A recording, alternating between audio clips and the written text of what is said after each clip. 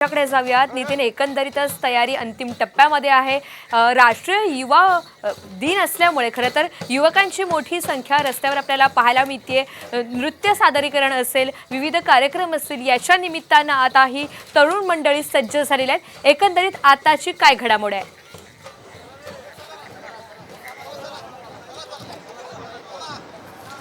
अगदी काही मिनिटांमध्ये पंतप्रधान नरेंद्र मोदी यांचा रोड शो नाशिकमध्ये सुरू होणार आहे।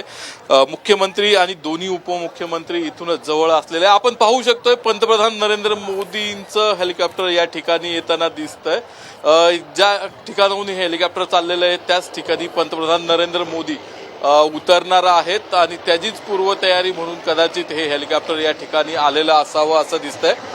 काही वेळांपूर्वीच मुख्यमंत्री आणि दोन्ही उपमुख्यमंत्री या ठिकाणी जे हेलिपॅड उभारण्यात आलेलं आहे, ज्या ठिकाणी पंतप्रधान नरेंद्र मोदी उतरणार आहेत त्या ठिकाणी गेलेले आहेत आणि मोदी ज्या ठिकाणी उतरणार आहेत त्याचीच पूर्वतयारी म्हणून हे हेलिकॉप्टर या ठिकाणी लष्कराचं येऊन गेलेलं दिसतंय। काही मिनिटं राहिलेली असताना देखील या ठिकाणी रोड शो साठी जे नागरिक येत आहेत त्यांचा ओघ काही कमी झालेला नाहीये। आपण पाहू शकतो मोठ्या संख्येनं नागरिक या ठिकाणी येत आहेत आणि ही जी मोठी गर्दी किंवा प्रचंड उत्साह नागरिकांमध्ये आहे, नाशिककरांमध्ये आहे, त्यामुळं पोलिसांनाही अधिक सजग राहावं लागतंय। कारण कांदा उत्पादक शेतकऱ्यांची नाराजी आहे, निर्यात बंदी केल्यामुळे ते नाराज आहे।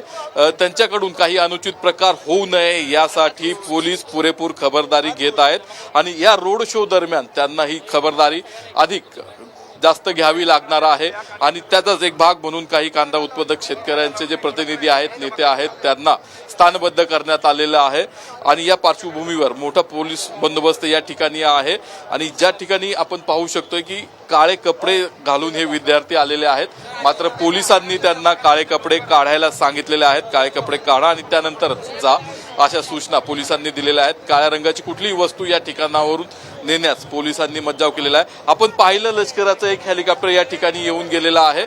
त्यामुळं काही मिनिटांमध्ये काही वेळेतच पंतप्रधान नरेंद्र मोदी या ठिकाणी या रोड शो मध्ये सहभागी होईल आणि नाशिककर देखील त्यांच्या स्वागतासाठी सज्ज आहेत। त्यांच्यामध्ये देखील उत्साह पाहायला मिळतोय।